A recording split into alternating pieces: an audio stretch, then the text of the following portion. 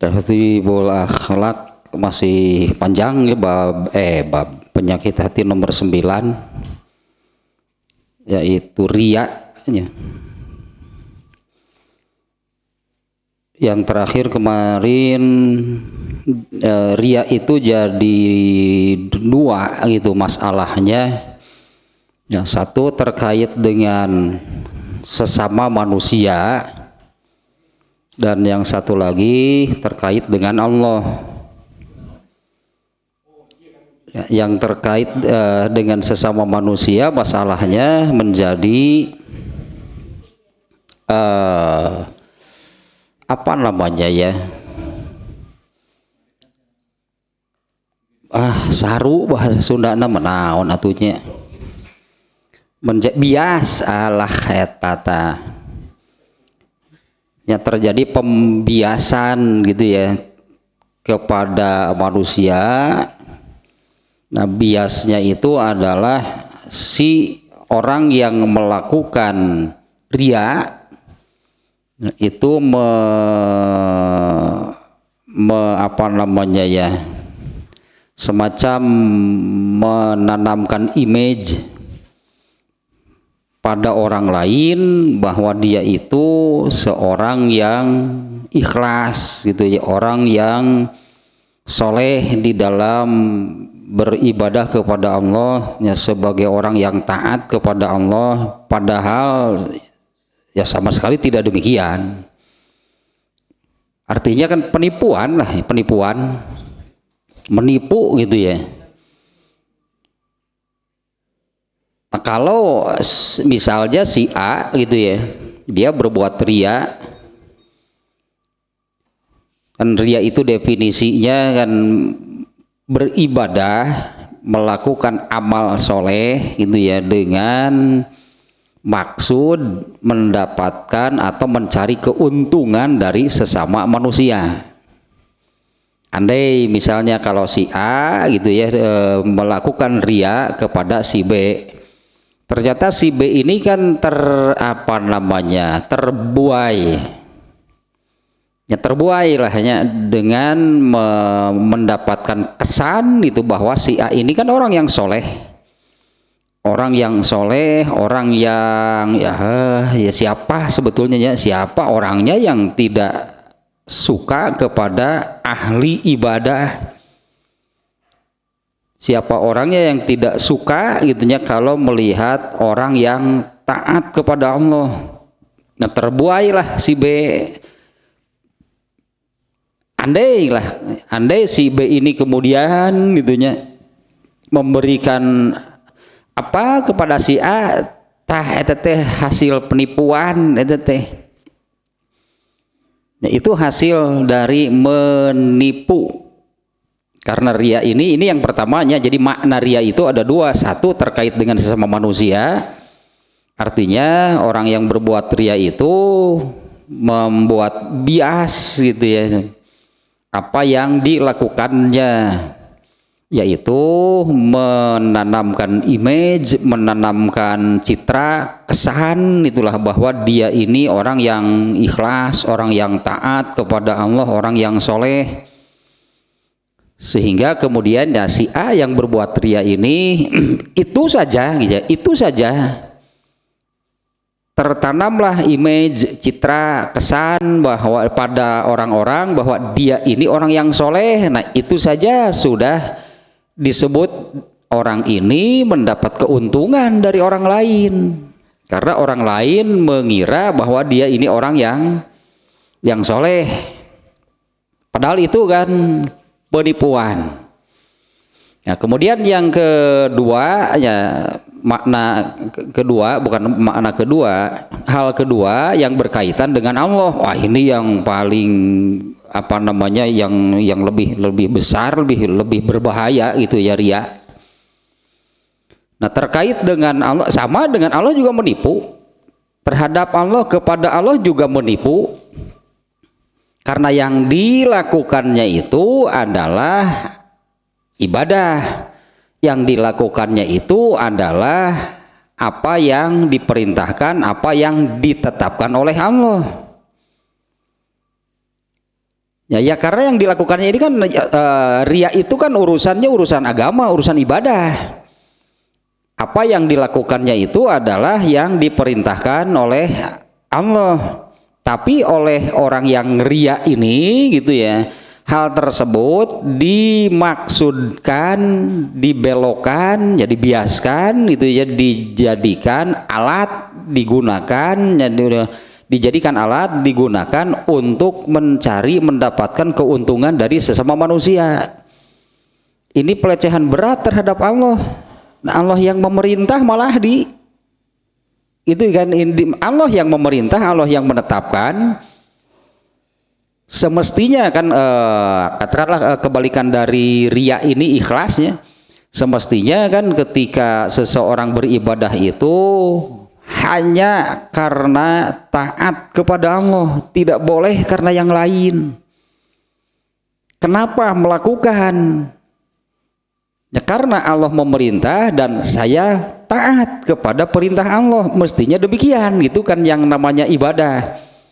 Nah ini malah yang dilakukannya itu yang diperintah, yang ditetapkan oleh Allah, tapi hal tersebut digunakan, dijadikan alat untuk mencari keuntungan dari sesama manusia. Artinya ini juga pembiasan, itunya dibelokkan, dibiaskan. Nah Allahnya molohok, Allah nanti kumaha can ari jelema.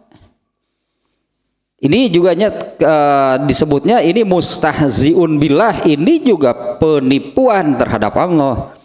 Hanya masalahnya kan kalau manusia bisa saja tertipu. Ya kalau manusia bisa tertipu. Kalau Allah sebelum melakukannya saja Allah sudah tahu. Allah itu tahu gini ya, kalau Allah itu kan yang diantaranya wallahu khabirun bima ta'malun, ya ayatnya yang pakai khabirun. Wallahu khabirun bima ta'malun, itu terjemahnya Allah itu maha mengetahui apa yang kalian lakukan.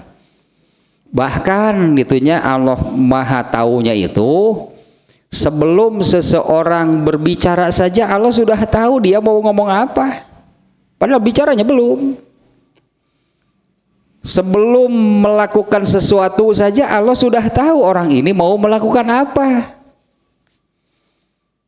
Dan khabir itu yang apanya? Khabir itu sampai ke hal yang kecilnya, hal-hal yang detailnya, yaitu sampai kepada motivasi, maksud, niat, itunya melakukannya itu karena apa? Sebelum jadi melakukannya pun Allah sudah tahu. Sementara orang yang riya itu adalah hanya orang yang membiaskan ibadah, itunya yang mestinya itu dia akan membiaskan, membelokkan, mengalihkan. Mestinya ibadah ini dilakukan hanya karena taat kepada Allah, bukan karena yang lain. Nah, jadi hakikatnya gitu ya. Orang yang riya itu adalah orang yang menipu manusia, iya, kalau manusia bisa tertipu. Tapi kalau dengan Allah, mana ada Allah tertipu. Nah kemudian masalah bagi orang yang riyanya, tidak ada hal yang ini hakikatnya orang yang riya itu sebetulnya seperti ini. Tidak ada yang lebih merendahkan dirinya dibandingkan dengan orang yang ketika beribadah yang mestinya itunya, ketika beribadah itu mestinya taat kepada Allah, ini malah ingin dilihat oleh sesama manusia, ingin mencari keuntungan dari sesama manusia, di mana manusia itu adalah makhluk yang lemah, sementara dirinya ini kalau begini ya, agak melebar dulu sedikit. di dalam bab apa ya kemarin teh di dalam kitab Buriqoq itu ada dalam bab yang baru-baru ini kan ar-roja ma'al khauf. Ya ar-roja ma'al khauf itu berharap kepada Allah disertai dengan rasa takut juga kepada Allah. Nah, kalau berharap kepada Allah itu pasti ya, karena berharap kepada yang maha kaya artinya menginginkan apapun Allah punya. Berharap kepada maha pemberi karena Allah itu Wahhab, artinya apa sih yang tidak Allah berikan? Artinya kalau pada seseorang berharap kepada Allah, yang diharapnya yaitu Allah maha kaya, Allah maha pemberi. Jadi kalau berharap itu harus betul-betul yakin. Kenapa? Karena Allah pasti punya. Dan Allah maha pemberi, Allah akan memberikan segalanya. Nah kalau berharap kepada sesama manusia, nu eta teh pan kamari teh Ali bin Abu Thalib nya. Ali bin Abu Thalib kan mengatakan aku sudah mengalami segala macam kepahitan hidup. Dan yang paling pahit dari semuanya itu adalah berharap kepada manusia. Ini di masalahnya. Kenapa? Karena manusia itu kan makhluk yang lemah. Sementara orang yang ria nih, jadi begini masalahnya. Orang yang ria yang mencari keuntungan, mengharap keuntungan dari sesama manusia, artinya dia memposisikan lebih rendah daripada yang. Kalau si A ria gitu, si A ria ingin dilihat oleh si B, artinya si A ini menempatkan dirinya di bawah, lebih rendah daripada si B. Kalau beribadah kepada Allah betul memang wajib merendah di hadapan Allah karena Allah maha tinggi, Allah maha segala-galanya. Tidak ada yang lebih merendahkan dirinya. Ini ria itu jadi seperti ini, artinya ria itu merendahkan diri sendiri sedemikian rupa. Tidak ada yang lebih merendahkan diri dibandingkan dengan orang yang ketika beribadah dia berharap, artinya kan dia berharap, menginginkan, mencari keuntungan dari manusia, yang mana manusia itu adalah makhluk yang lemah. Dia sendiri, manusia sendiri tidak bisa memberi manfaat juga atau mendatangkan, tidak bisa memadorotkan, tidak bisa memberi manfaat bahkan untuk dirinya. Kalau misalnya beginilah, kalau Allah menakdirkan, Allah menetapkan seseorang celaka, manusia ini bisa nggak menghindarinya? Kalau ada keuntungan yang menurut manusia, wah ini bisa diraih, kalau Allah tidak menghendaki, kejadian nggak bisa meraih keuntungan. Artinya manusia itu tidak bisa memberi manfaat untuk dirinya, juga tidak bisa memadorotkan dirinya. Orang yang ria mengharapkan keuntungan dari makhluk yang demikian. Ini intinya yang ini sekarangnya, yang poin barusan. Tidak ada yang lebih merendahkan diri seseorangnya, artinya seseorang, bagi seseorang tidak ada yang lebih merendahkan dirinya dibandingkan dengan memposisikan dirinya lebih rendah dibanding dengan sesama manusia, dibanding dengan orang lain. Nah, orang yang ria itu hakikatnya demikian. Karena orang ini mengharapkan sesuatu dari sesama manusia, artinya dia ini memposisikan diri lebih rendah dari orang lain. Kalau berharapnya kepada Allah kan benarnya, karena memang manusia itu jauh lah, jangan dibandingkan. Kalau berharapnya kepada Allah wajib, manusia itu wajib merendah diri. Bahkan harus sampainya kalau sebagai manusia mah ketika disebutlah dalam kurungnya dalam tanda kutip sebagai manusia ketika di hadapan Allah itu di dalam kurung di hadapan Allah itu harus merasa hilang sebetulnya nggak ada apa-apanya kebul geletik teuing. Debu itu terlalu besar kalau saya dibandingkan dengan Allah ini bagaimana? Saya ini hanya sebesar debu, gede teuing debu mah tuh. Artinya sedemikian rendahnya yang namanya manusia dan sedemikian maha besarnya Allah.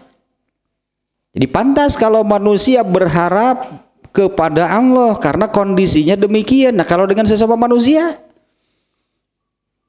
ya tidak ada yang lebih merendahkan dirinya. Ini hakikatnya orang yang ria itu seperti itu sebetulnya. Karena batur mah apalun oke, tapi dia itu sebetulnya sudah merendahkan dirinya sedemikian rupa.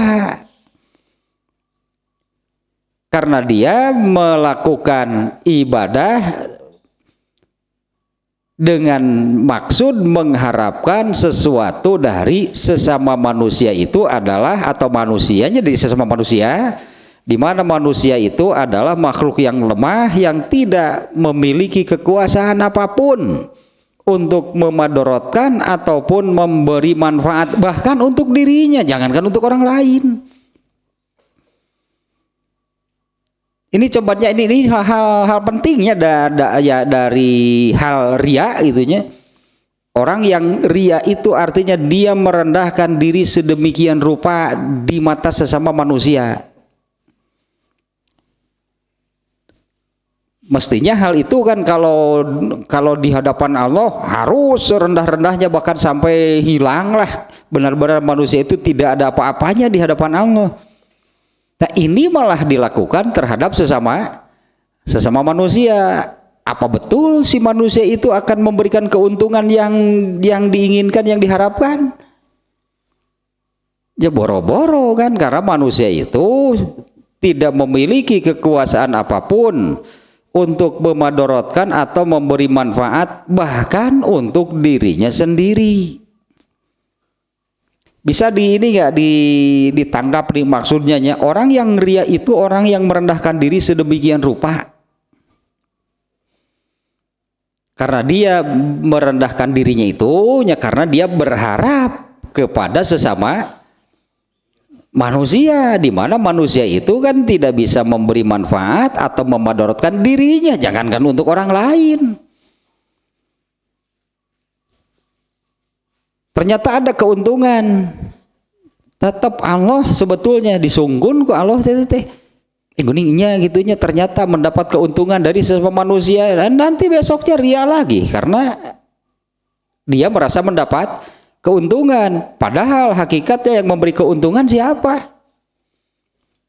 Allah lagi karena manusia tadi kan jangankan untuk orang lain gitu kan, untuk dirinya sendiri manusia itu tidak bisa memberi manfaat ataupun memadorotkan. Dan juga ini nih poinnya ya. Ini poin bahayanya li annahu yazunnu anna zalikal abda aqdaru an ala tahsili agrodihi minallah.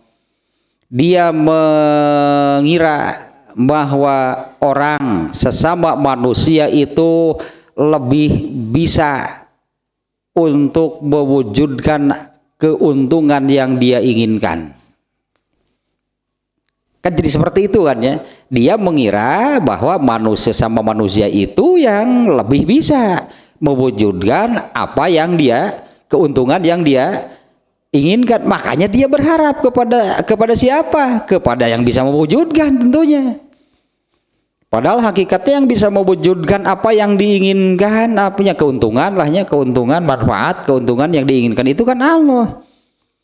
Orang yang ria ini mengira bahwa sesama manusia itulah yang lebih bisa mewujudkan apa yang dia inginkan dibandingkan dengan Allah.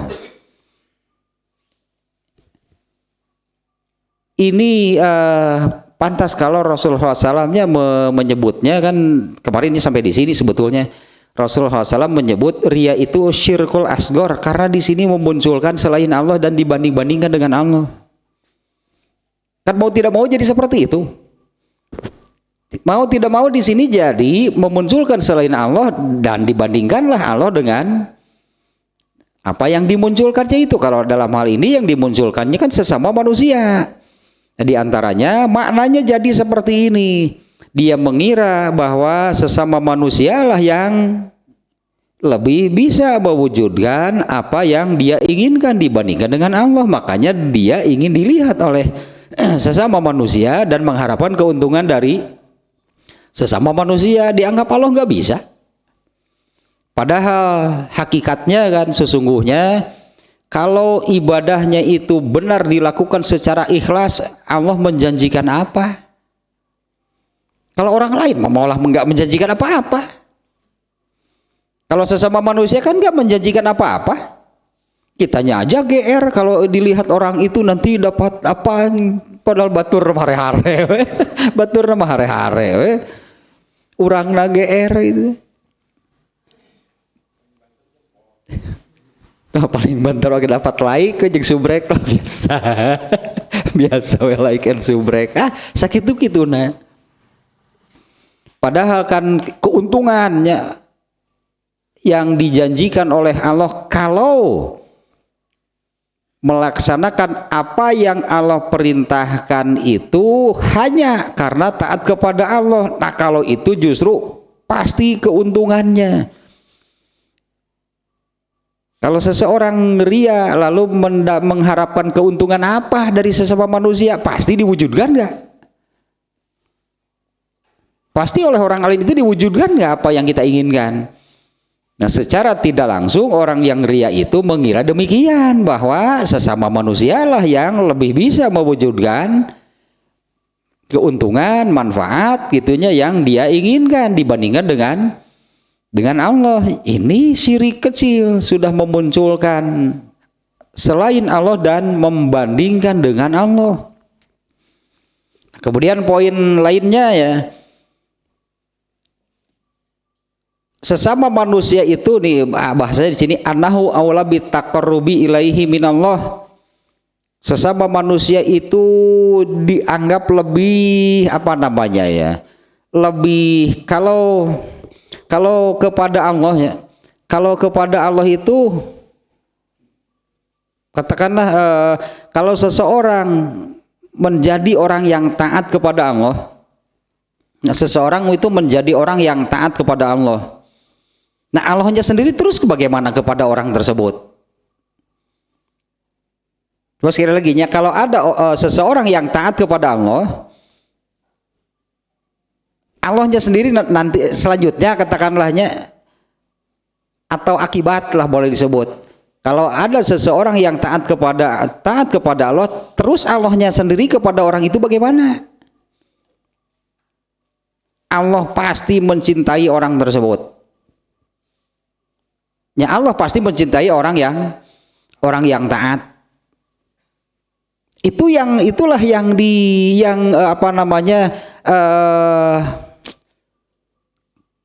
yang dikejar gitulahnya.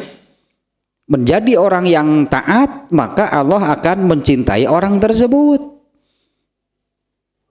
Kalau sudah demikian disebutnya, maka orang ini akan menjadi dekat dengan Allah. Karena sebetulnya semua ibadah dalam arti yang luasnya ibadahnya ya. Semua bentuk ibadah kalau saya sering contohkan itu bukan hal-hal yang besar. Ketika membuka pakaian kan di situ ada unsur ibadahnya. Ya, memakai yang kanan, membuka yang kiri kan demikian kan sunnah itu ajaran Islam ketika berpakaian. Memakai yang kanan dulu, membuka yang kiri dulu. Di sini ada unsur ibadahnya. Jangan hanya sholat ya sholat mah sudah pasti itu amalan pokok kan, amal yang paling besar. Semua itu ya, semua bentuk semua bentuknya dengan segala macam dan ragamnya yang namanya ibadah itu adalah taqarrub disebutnya. Kita seringlah mendengar istilah bertaqarrub. Arti taqarrub itu mendekatkan diri kepada Allah. Artinya orang yang taat, yang rajin beramal soleh, yang banyak beribadah itu akan semakin dekat kepada Allah. Dan wujud terdekatnya nanti di akhirat, yaitu menjadi tetangga Allah. Itu kan yang paling hebat itu adalah orang yang masuk surga Firdaus. Kan di atas surga Firdaus itu tidak ada tingkatan surga lain. Di atas surga Firdaus itu adalah aras, tempat tinggal Allah. Kan orang yang paling soleh, berarti kan ya orang yang paling soleh, orang yang paling taat, orang yang paling banyak amal solehnya akan masuk ke surga yang paling tinggi. Eta hasil taqarrub asli kalau nanti di akhiratnya benar-benar dekat secara apa namanya? Secara fisik. Dekat secara fisik itu karena di atas surga Firdaus ini tidak ada tingkatan surga lain. Di atasnya itu aras, tempat tinggal Allah. Kalau surga ada 100 tingkatan, nah berarti nanti masuk tingkat yang mana, taqarrub di dunianya seperti apa. Kalau taqarrubnya sampai 100, jadi tingkatan 100 berarti di atas. Kalau taqarrubnya sampai 5, ya di tingkatan surga tingkat 5 berarti. Semua ibadah sebetulnya, semua ibadah, semua amal soleh, semua ketaatan lah sebutannya seperti itulah ya. Intinya beramal soleh itu pasti orang yang mengerjakan amal soleh itu artinya dia beribadah dengan segala ragamnya. Ini contoh yang barusannya yang kecil. Kalau memakai pakaian, sepatu, sendal, baju, celana itunya, yang kanan dulu, kalau membuka yang kiri dulu, itu ibadah, itu amal soleh. Saya melakukannya karena Islam mengajarkan demikian. Nah, itu taqarrub disebutnya. Semua ibadah itu adalah taqarrub. Nah, kalau orang yang ria itu bahwa manusia itu aula bitaqarrubi ilaihi minallah, menganggap dia ini ingin lebih dekat dengan manusia, ditaqarrubi gitu di bahasana gitu. Manusia lebih manusia lebih berhak bagi dirinya gitu, bagi orang yang ria. Manusia ini lebih berhak untuk ditaqarrubi, didekati dibandingkan dengan Allah. Jadi bertaqarrubnya ini kepada siapa? Ya, kalau begitu orang yang ria itu bertaqarrubnya itu kepada sesama manusia. Kan di sini kan ada bahasanya apanya? Merendahkan, pelecehan terhadap Allah sedemikian rupa. Allah dianggap lebih rendah. Bagi manusia ini, bagi orang yang ria itu sesama manusia lebih penting dibandingkan dengan Allah. Dengan mana yang tadi lahnya menganggap bahwa sesama manusia yang bisa mewujudkan apa yang dia inginkan. Dia ini lebih menganggap sesama manusia yang lebih berhak untuk didekati, ditaqarrubi, nanti keuntungan didapat. Allah itu dinomor berapakan, Allah itu diabaikan. Ya, fahaza min kabairil muhlikat.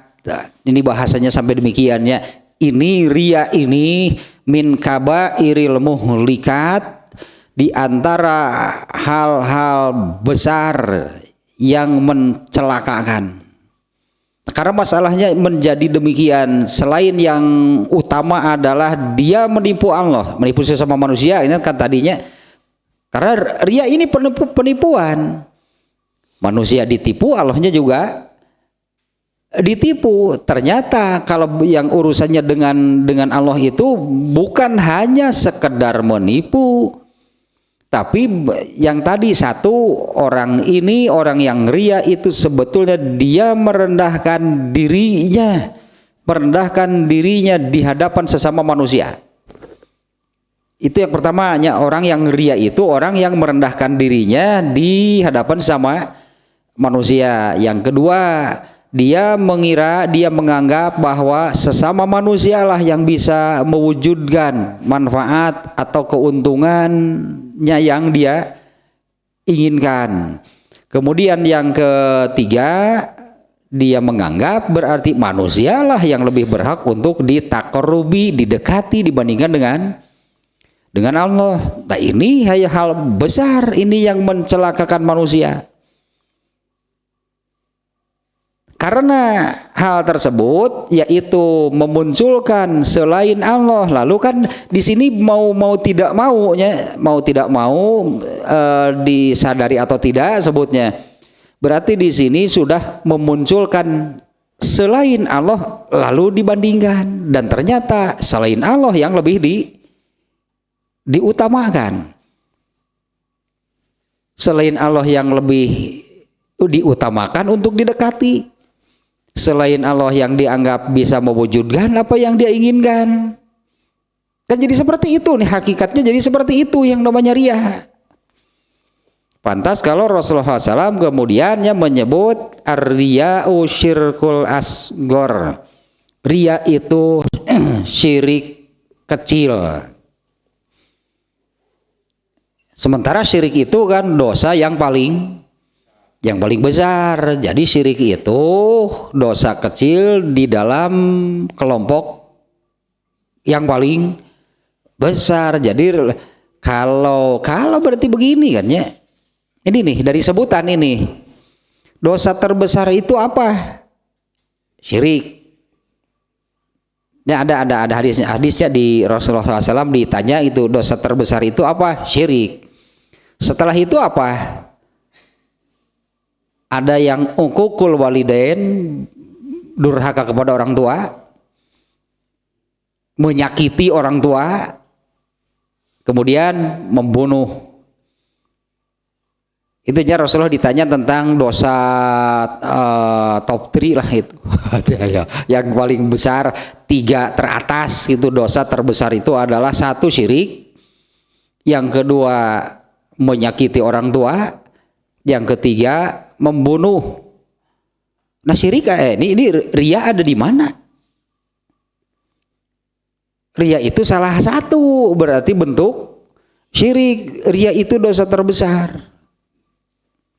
Ria itu yang kecil dalam kelompok dosa yang paling besar. Syirik adalah syirik. Jangan dilihat, oh ini kan kecil. Syirik itu lain kecil-kecil. Artinya dia ini peringkatnya berarti tetap kan di atas 2 yang berikutnya tadi kan. Karena syirik ini adanya karena ria ini adanya di kelompok yang paling besar. Padahal ngan kitu wunggul pirage. Nya pirage kan kitu wunggul. Keur salat kitu asal baju biasa, torjol batur, jol. Wah, salatnya itu ini ingin dilihat ini orang. Kan jadi belok berarti kan tadi kan ya jadi belok, jadi beralih karena asalnya misalnya ketika salat sedang sendiri kan nggak ada ingin dilihat orang. Ya ketika sedang sendiri kan tidak ada kan ingin dilihat orang. Ketika dia sedang sendirian terus salat, nggak mungkin bukan karena Allah, emang karena siapa? Ya kalau sedang sendirian gitu kan ya, lalu misalnya mengerjakan sholat pasti karena Allah. Masa karena tiang masjid sih? Depan didinya ya tiang masjid. Maknya kan masa karena tiang masjid. Tapi ketika datang orang, beloklah. Jadi ingin terlihat, ingin dinilai oleh.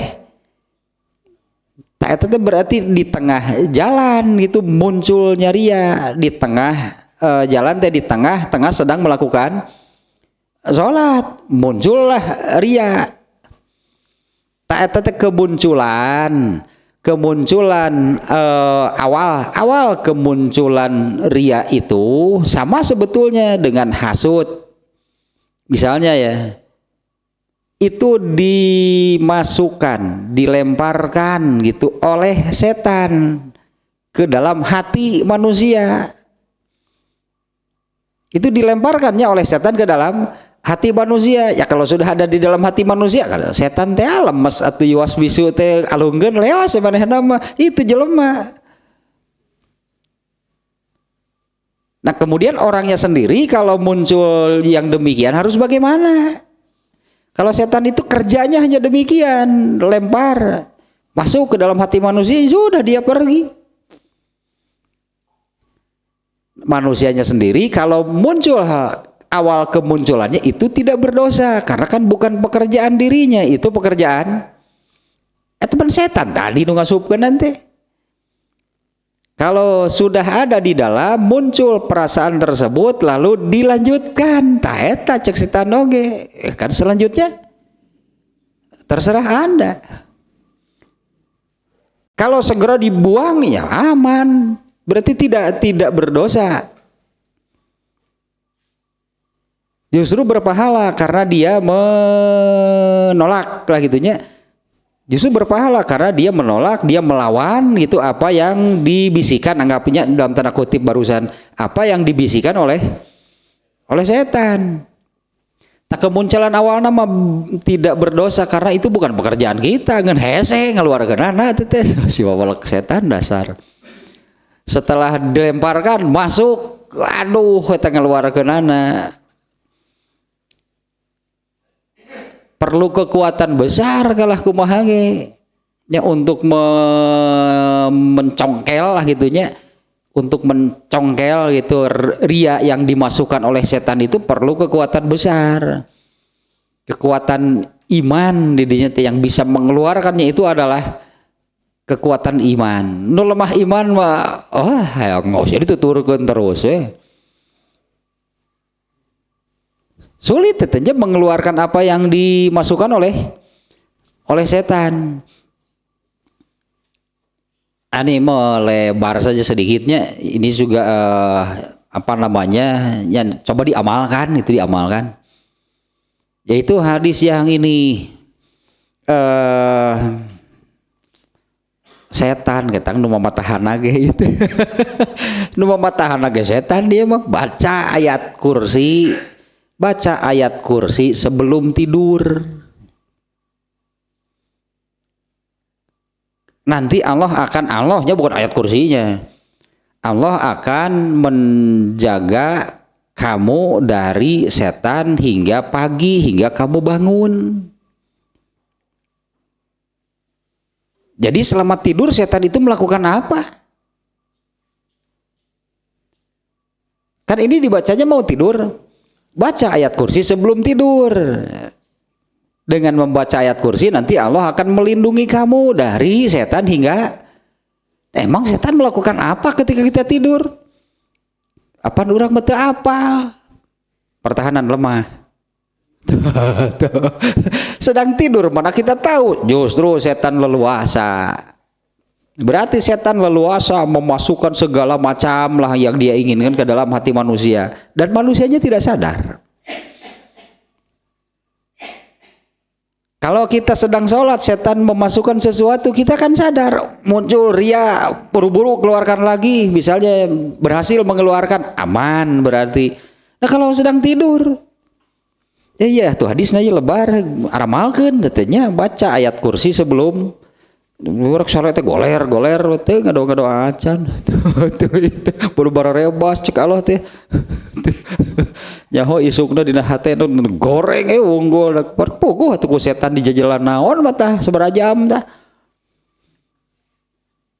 ya ini hadisnya nih ya lebar ya.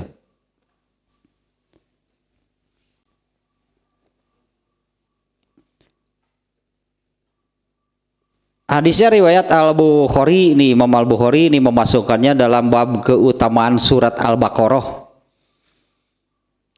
Bagian ini saja nih ya, terjemahnya nih.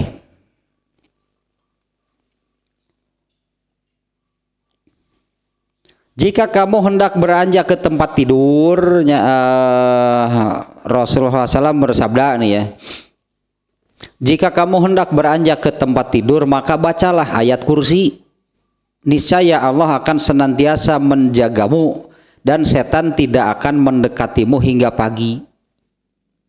So, coba kita pikir, emang kita selama tidur diapakan oleh setan?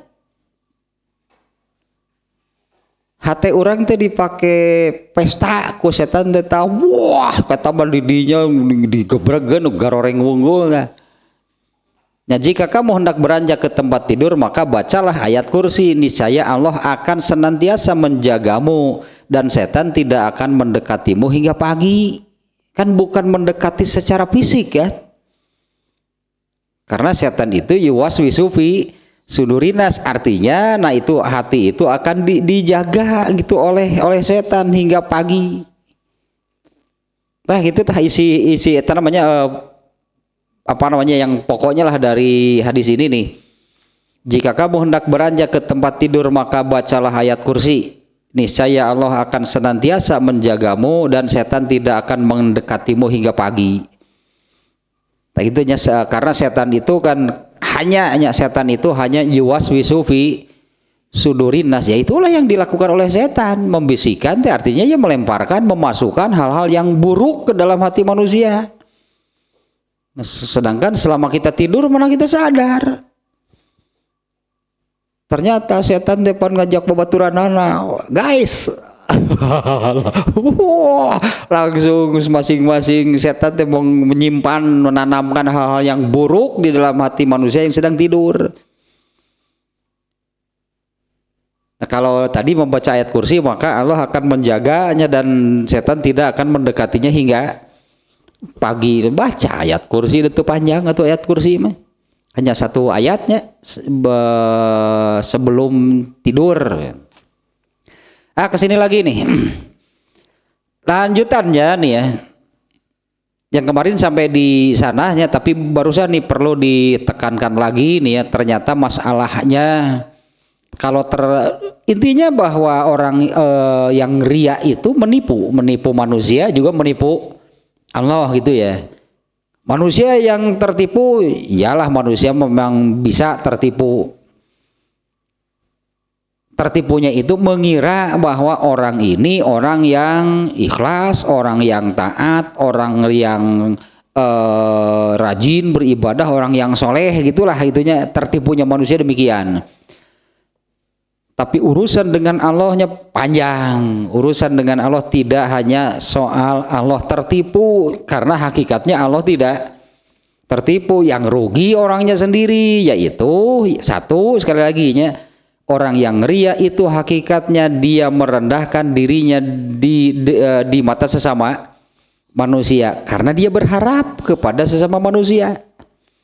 Kemudian yang kedua, mau tidak mau orang itu menganggap bahwa sesama manusia lah yang bisa mewujudkan keinginannya. Karena kan dia mencari keuntungan, mengharap keuntungan dari sesama manusia, kan jadi demikian. Kemudian yang ketiga, dia menganggap bahwa manusia lah yang lebih berhak untuk ditakorubi dibandingkan dengan Allah. Inilah syirik kecil, yaitu kan syirik kecil itu memunculkan selain Allah lalu membandingkan antara keduanya. Bahkan orang yang ria ini lebih memilih sesama manusia sehingga ibadahnya itu ditujukan kepada sesama manusia.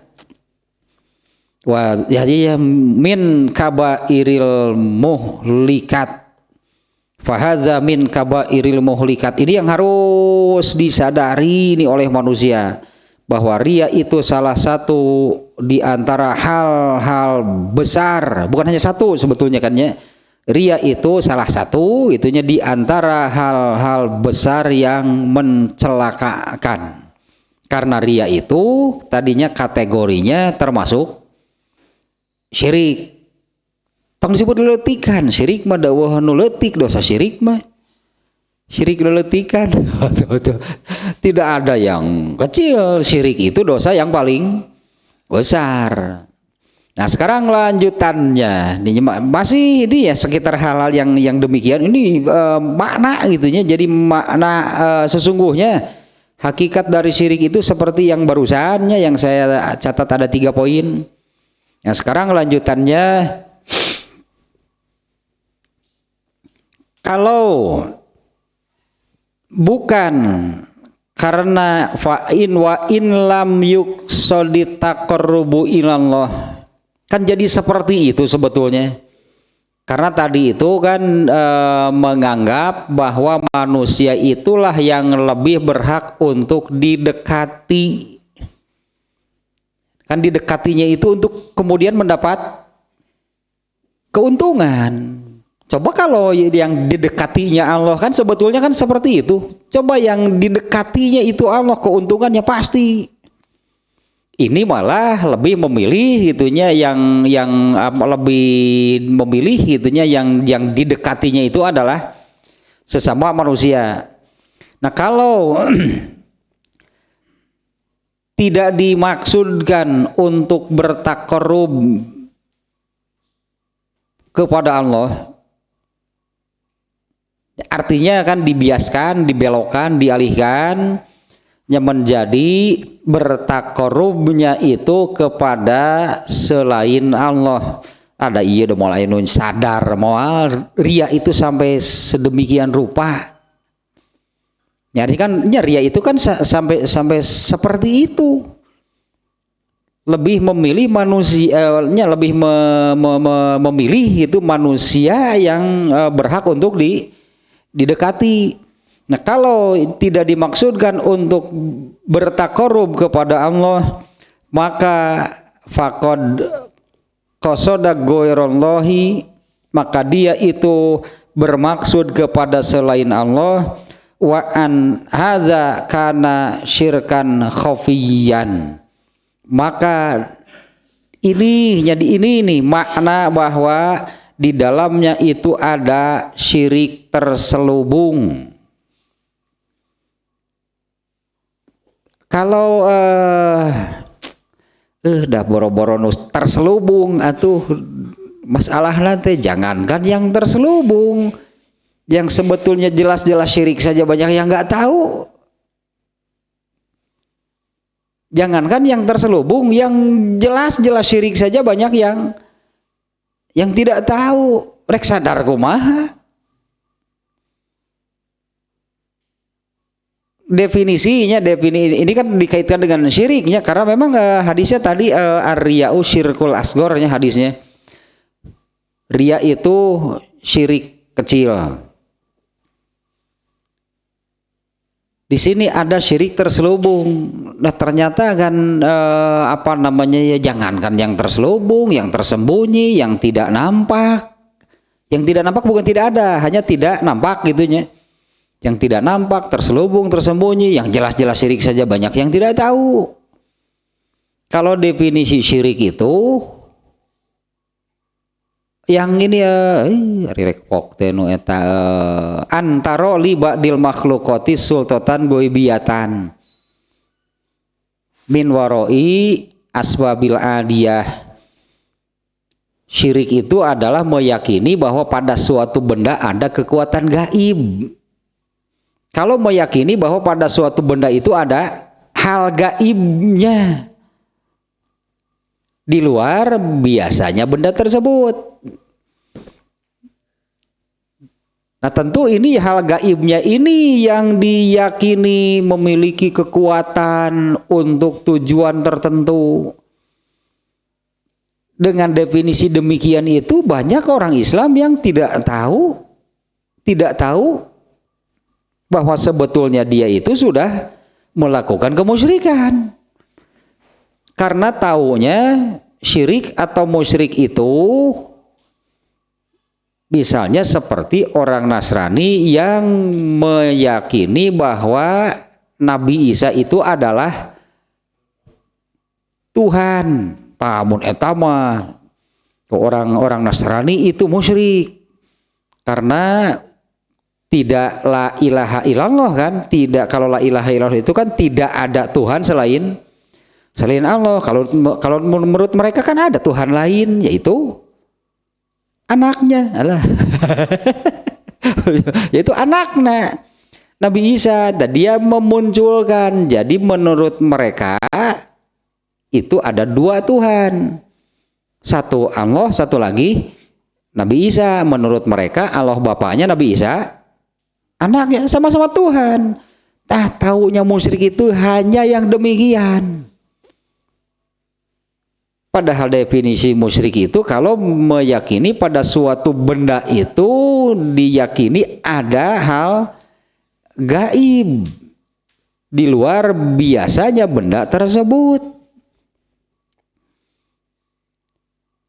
Ada yang karena gunung lah, ada yang ke pohon lah, ada yang ke benda lah. Yang diyakini bukan gunungnya, bukan pohonnya, bukan benda-benda tertentunya, tapi ini memiliki kekuatan gaib. Orang Islam itu banyak yang tidak tahu. Aya nu ku isim teh nu ditulis. Nya minta isim ke dukun. Ya tujuannya macam-macam kan, tapi datang ke dukun kemudian minta isim, ditulislah oleh dukun. Nah, dengan memegang atau di sakuan lah, dimasukkan ke dompet mungkinnya, dengan memegang atau mengantongi isim tersebut, maka apa yang diinginkannya itu akan tercapai. Dengan bantuan isim ini, isim itu berupa apa? Bendanya tadi, ya kertas, ya tulisan. Tapi definisi syirik itu adalah meyakini bahwa pada suatu benda itu ada kekuatan gaib. Aya saukur kertas, aya tulisan melobah atau bagus wala-wala gitu, aya kertas tulisan sok eta sangkuan. Benda, coba kita lihat bendanya. Opan ieu mah tulisan dukun. Tah eta berarti diyakini mengandung kekuatan gaib. Itulah definisi syirik. Dan kitu gitu arah baleun komo ieu. Ya apalagi ini yang syirkan khofiyan disebutnya di sini ya. Kalau dengan melakukan ibadah itu bukan ditujukan untuk mendekati, untuk bertakarub kepada Allah, ya pasti ditujukan kepada yang lain. Hanya kalau dalam masalah riya ini pasti sesama manusia. Domal mungkin hayang kapuji ke tembok masjid tadi ge. Manja anu salat kitu hayang ka tembok nanti ku tihang masjid. Moal aya. Ya atau karena benda lah gitunya, pohon kayaknya itu tembok masjid. Misalnya kalau yang sholat di masjid, dia masuk ke masjid sholat sendirian, lalu dia itu ingin dilihat siapa? Mana mungkin kan dilihat oleh pintu masjid. Kalau riya itu hanya dengan sesama manusia. Nah, kalau bukan ditujukan untuk mendekatkan diri, bertakarub kepada Allah, maka gitu kan hakikatnya dia ini ibadahnya itu ditujukan untuk bertakarub, mendekati sesama manusia. Nah, disitulah itu terdapatnya gitunya syirkan khofiyan. Di situ ada syirik terselubung. Kalau yang kalau manusia kan nggak jegir, alah apalah. Kalau syirik yang sesungguhnya tadi gaib. Ini kenapa disebut syirik kecil? Karena manusia kan tidak tersembunyi. Kalau manusia tidak gaib, wah ya hesenya jero tinggal. Syirik yang sesungguhnya dengan definisi yang tadi, meyakini bahwa pada suatu benda itu ada hal gaib di luar biasanya benda tersebut. Pada suatu benda diyakini ada kekuatan gaib. Misalnya isim yang tadi, bendanya kan kertas yang ada tulisannya, kan itu bendanya. Ini selembar kertas lahnya yang ada tulisannya. Tapi dengan mengantongi isim tersebut, misalnya saya akan pergi kemana mau berbisnis gitulah, dengan mengantongi isim tersebut, yakin bisnisnya itu akan lancar, berhasil. Tapi kalau tanpa isim itu dia ini tidak yakin, bahkan bawa-bawa merenan itu rugi merenan bisnisnya. Tapi kalau mengantongi isim tersebut, nah apa kertasnya, apa tulisannya yang diyakini sampai dia yakin bahwa dia pergi dengan semangat lah gitunya untuk berbisnis dan pasti berhasil. Yang diyakini itu bukan kertasnya, bendanya kertas yang ada tulisannya, tapi diyakini isim tersebut memiliki kekuatan untuk tujuan apa tadi, bisnisnya lancar gitunya dan berhasil. Padahal hakikatnya yang menentukan dia lancar, dia berhasil itu adalah Allah. Allah gaib gak? Nah satu lagi bagi orang ini ada gaib lain yang diyakini ada di dalam isim tersebut. Eta mah bener syirik nu aslina. Itu syirik yang sesungguhnya yang seperti itu, karena berarti dianggap ada dua kekuatan, gaib, Allah gaib, satu lagi gaib yang diyakini ada di dalam isim tersebut. Makna definisi tadi itu seperti itu. Ini syirik yang sesungguhnya. Kalau ini kan tidak demikian, dia ini menganggap manusia atau ibadahnya ini lebih ditujukan untuk bertakarub kepada sesama. Di sini memunculkan hal lain selain Allah, tapi tidak terkait dengan urusan gaib di dia mah. Makanya syiriknya syirik terselubung. Kalau syirik yang sesungguhnya yang tadi justru malah teu apal, justru malah tidak tahunya syirik yang sesungguhnya itu yang tadi.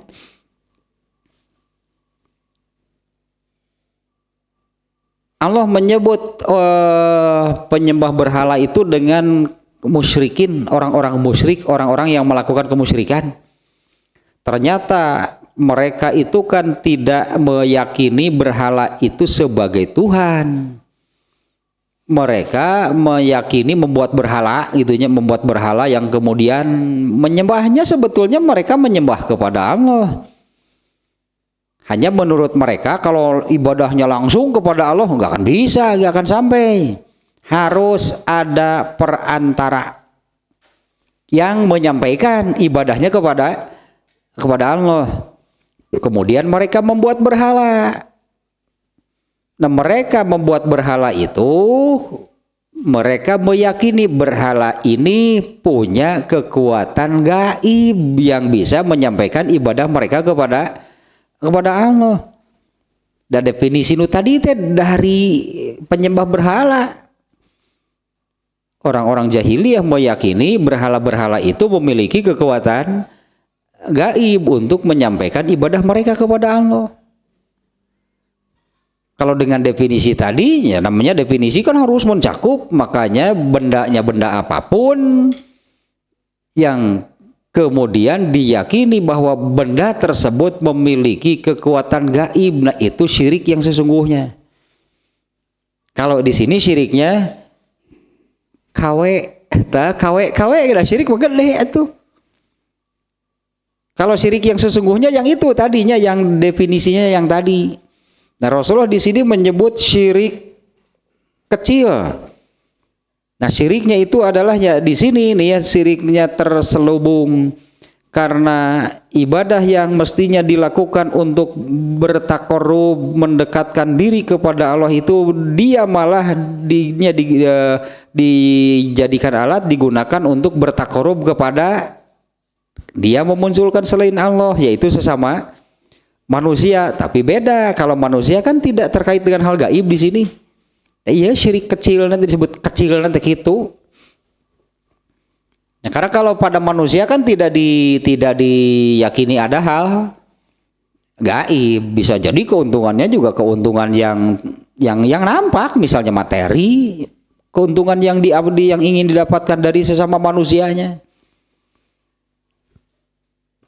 Itunya maknanya Rasulullah menyebut riya itu syirik kecil, karena kalau syirik sesungguhnya yang tadi, itu yang besar. Yang menyamakan Allah dengan hal gaib yang terdapat di dalam suatu benda, bahkan bendanya itu tulisan dukun, dukun awal yang speak sebelin, kamu isimna.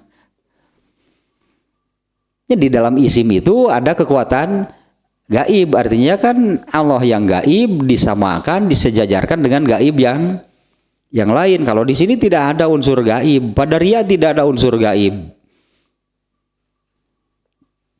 Nah, kemudian poin berikutnya ya. Kayaknya wazalika ghayatul jahli, ini puncak kebodohan. Poin-poin yang tadi juga sudah menunjukkannya. Betapa bodohnya artinya orang yang ria, karena dia ini merendahkan dirinya sedemikian rupa di hadapan sesama manusia, karena dia mengharap kepada sesama manusia, yang mengharapkan apa yang dia inginkan, keuntungan, manfaat gitu dari sesama manusia. Itu disebutnya dia merendahkan diri sedemikian rupa. Di mana hal ini mestinya kan yang bisa mewujudkannya itu hanya Allah. Kalau Allah, ya yang tadilah, karena Allah itu maha kaya, Allah maha pemberi, Allah maha pengasih, maha penyayang. Kalau didekati lalu diminta pasti diberi ku Allah mah. Ya kalau Allahnya didekati itunya kemudian minta kepada Allah, pasti oleh Allah diberi. Itu yang tadi saya katakan, kalau seseorang itu taat kepada Allah, Allah akan bagaimana kepada orang ini? Allah akan menyayangi, Allah akan mencintainya. Bro-broan lagi mau katahan meureun Allah mah. Nah, yang berikutnya yang barusannya, zalika ghayatul jahli, ini naonnya kebodohan tingkat dewa gitu. Bahasa orang nama. Ini kebodohan tingkat tinggi. Karena tidak sebetulnya ini nih yang tadi saya katakannya, ini perbuatan setan. Awalnya ini perbuatan setan sebetulnya. Karena tidak ada yang kena oleh hal tersebut illa man khoda'ahu syaiton, kecuali orang yang tertipu oleh setan. Ya, artinya setanlah yang menghias, yang mengemas bahwa keuntungan itu ada pada sesama manusia dengan ibadah gitunya. Dengan ibadah yang dilakukannya itu kamu akan mendapatkan keuntungan dari sesama. Nah, itu bisikan setan. Ya kitanya kan yang malah mengikuti kan apa yang dibisikkan oleh setan tersebut. Tak itulah itu bisikan setan begitu. Setan membisikkan bahwa dengan ibadah kamu gitunya, apanya ya? Upahnya, bayarannya, ganjarannya, pahalanya. Karena kan orang yang beribadah, saya kira tahu kalau orang yang beribadah itu akan diupah, dibayar, diganjar oleh Allah. Oleh setan dibelokkan bahwa bayaran, upah, keuntungan yang dilakukan dari ibadah itu adanya pada sesama manusia. Katipu ku setan berarti. Ya, tidak ada yang melakukan riya kecuali orang yang tertipu oleh setan. Tak itu tadi belokan nanti oleh setan nya. Karena pada ibadah itu ada pahala, ada bayaran, itulah. Untuk ibadah itu ada bayaran, ada pahala, ada upah, ada ganjaran gitunya yang dijanjikan oleh Allah. Oleh setan dibelokan itu bahwa bayarannya, upahnya, ya apapun tadi bentuk namanya, bahwa upahnya, bayarannya gitu, ganjaran dari ibadah yang dilakukannya itu adanya pada manusia. Nah, sehingga hati manusia itu berbeloklah gitu, mengharap keuntungannya itu dari sesama manusia. Berarti kan orang yang ria itu sebetulnya orang yang mengikuti taeta doraka nama. Kemunculan awalnya bukan hanya ria, banyaknya penyakit hati yang kemunculan awalnya itu dimasukkan oleh setan ke dalam hati manusia. Nah, hanya manusianya mau bagaimana? Kalau ternyata diiyahkan, diikuti, toh setan mah. Setan teh atuh hit and run. Setan mah hit and run, habak leos we. Urang lu ripuh. Kalau belum berhasil, setan kan gak akan diam, lempar lagi. Ya terus ya lah gitu pokoknya setan mah. Nah, tidak ada yang mengikuti hal demikian. Nah, ini kebodohan tingkat tinggi disebutnya zalika ghayatul jahli. Ini kebodohan luar biasa. Orang yang kena oleh ria itu ini bodoh luar biasa. Kalau kena oleh ria kemudian terus diikuti, karena tidak ada yang kena oleh hal tersebut kecuali orang yang tertipu oleh setan. Tertipunya pada poin barusan. Semestinya ibadah ini menghasilkan upah, pahala, bayaran, ganjaran dari Allah. Oleh setan dibelokkan. Orang yang ria itu harapan gitunya, keinginan mendapatkan bayaran, balasan, keuntungan dari amalnya itu dibelokkan jadi kepada sesama manusia. Padahal bukan benar dapat keuntungan. Tadi pada poin yang pertama justru dia ini malah merendahkan dirinya di hadapan sesama manusia, bukannya keuntungan yang didapat. Ya, bukannya keuntungan yang didapat, dia malah lebih merendahkan dirinya di hadapan sesama manusia. Kemudian poin berikutnya nih ya. Wa auhama indahu annal ibadah yamlikuna min masolhi halihi aksara mi'ah. Ini yang lanjutan dari yang tadinya. Dan di dalam dirinya itu apa waham tehnya, tertipu juga sih, salah pemahaman gitulah asal waham teh. Nah, di dalam dirinya pun tertanam salah, berarti persepsi, salah pemahaman, salah kesimpulan. Dia menganggap bahwa sesama manusia lah yang memiliki kemampuan. Ya, sesama manusia lah yang memiliki kemampuan untuk memberikan keuntungan yang dia inginkan lebih besar, lebih banyak dibandingkan dengan apa yang bisa diberikan oleh Allah.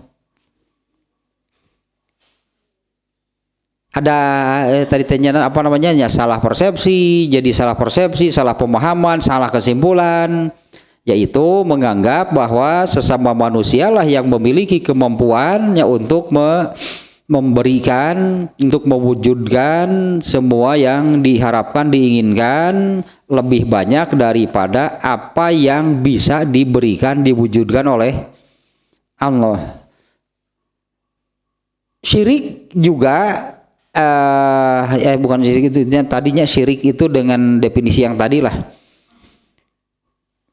Arti syirik itu kan menyekutukan.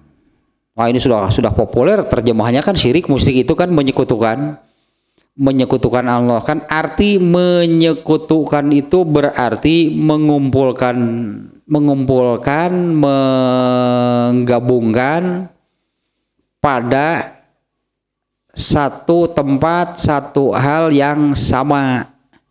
Padahal kan jelas beda. Allah itu Tuhan, selain Allah itu adalah hambanya, makhluk.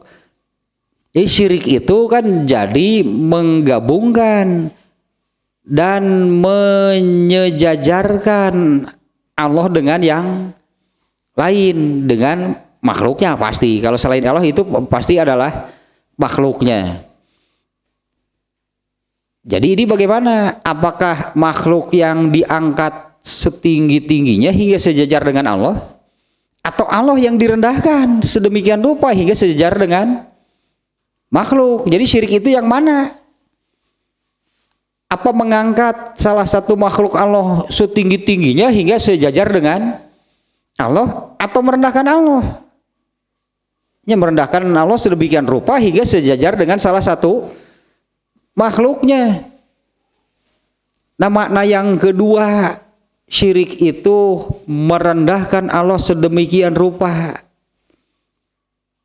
Ini merendahkan artinya kan menghina, melecehkan, merendahkan Allah sedemikian rupa hingga sedemikian rendahnya hingga sejajar rendahnya itu hingga sejajar dengan salah satu makhluknya jeung makhlukna teh kertas butut tulisan dukun eta mapan kacida.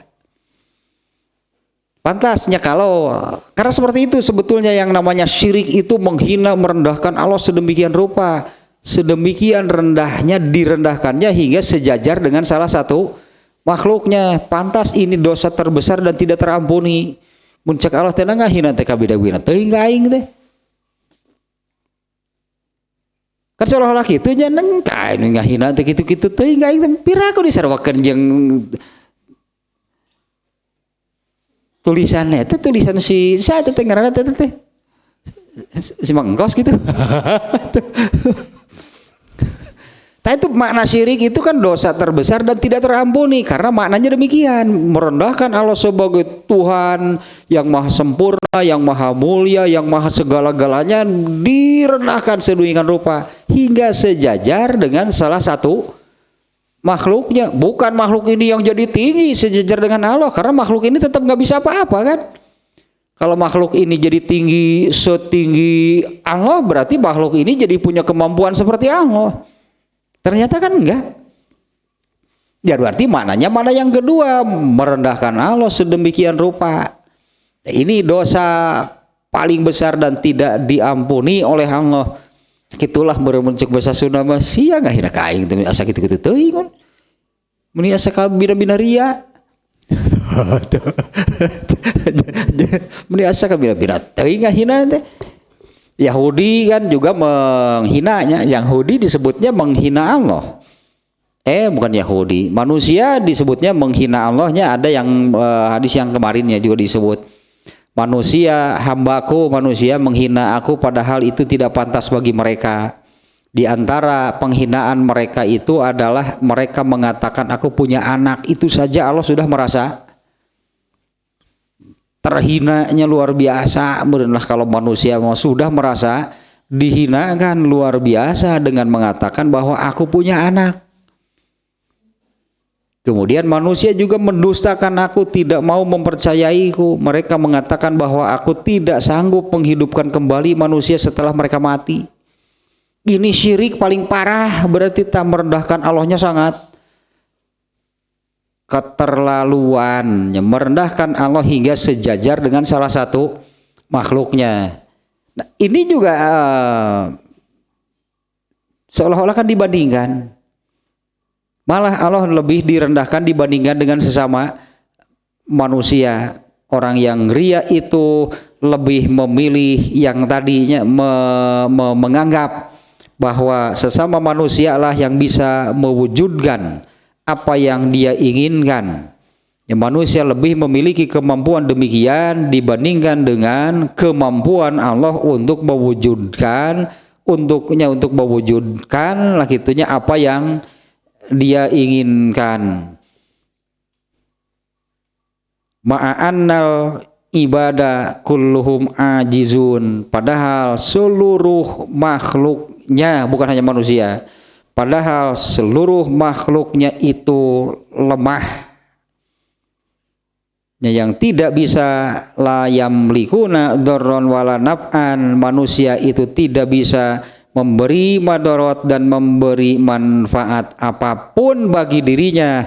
Fa kaifa yamlikuna li ghairihim. Nah, bagaimana manusia itu bisa memberikan manfaat kepada orang lain seperti yang diduga gitunya oleh orang yang ria. Ada ketipu nur ya mah tadi ge setan da si wawalak nama da.